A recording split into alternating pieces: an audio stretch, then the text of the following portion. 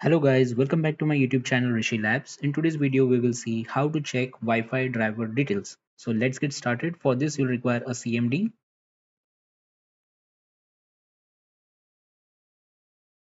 Over here, you need to enter the command netsh wlan show drivers and press enter.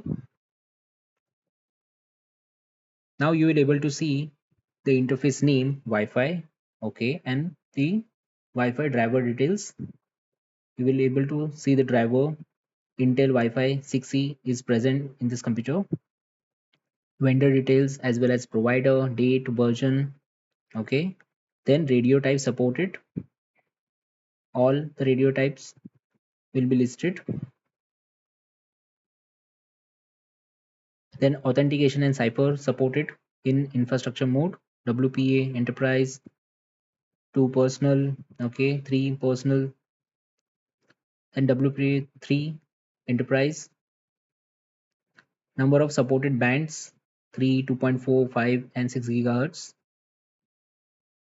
And also the wireless display supported, yes. Graphic drivers is yes. Wi-Fi driver details is yes. So that's how you can view